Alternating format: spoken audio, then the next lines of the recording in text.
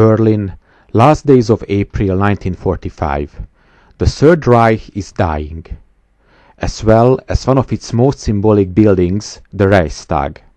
Germany's capital, surrounded by the Red Army, looks like a nightmare.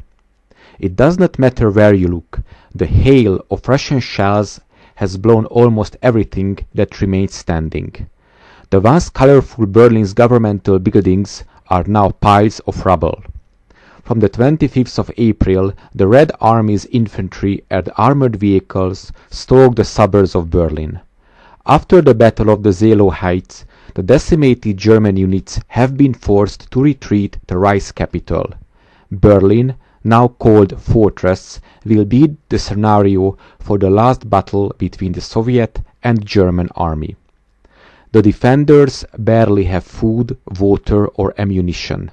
The foreign Waffen-SS volunteers who have accompanied the German units in their more or less organized retreat do not fare any better. The morning of the 30th of April 1945, Königsplatz. The spacious square lying at the feet of the Reichstag could be compared to the lunar landscape.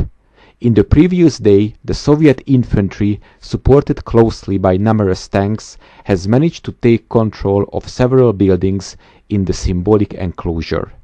Königsplatz, located right in the middle of the diplomatic district of Berlin, is hardly recognizable. Every building that surrounds it, with no exception, has been destroyed by artillery and bombing. The Red Army is not willing to lose more tanks and men than what is absolutely necessary. The takeover of the nearby Moltke Bridge and the Ministry of Interior, inside which the shots of the last German defenders still thunder, has resulted high casualties for the Soviet High Command. It's time to strike the final blow.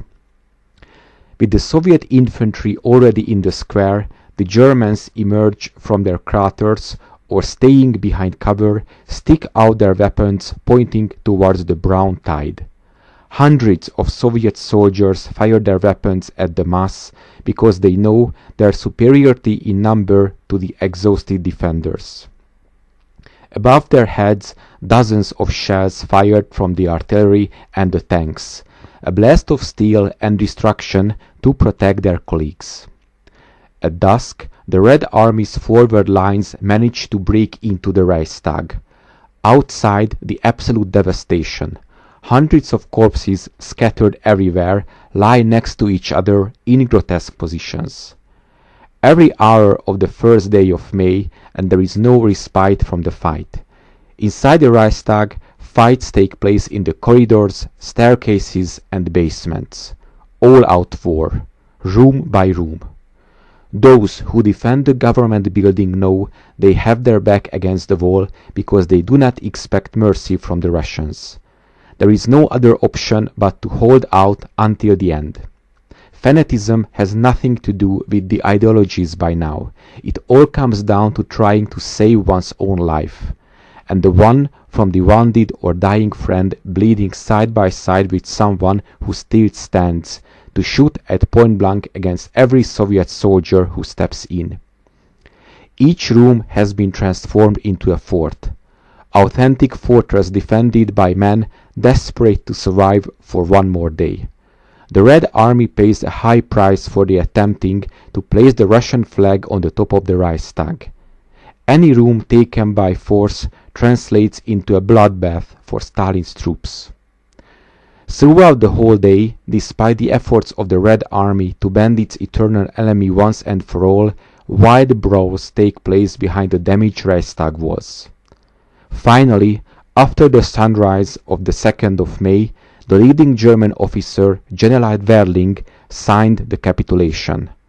Only a few minutes away from 9 o'clock. The war was over. Thanks for watching. Please subscribe and support my channel on PayPal. Details in the description box.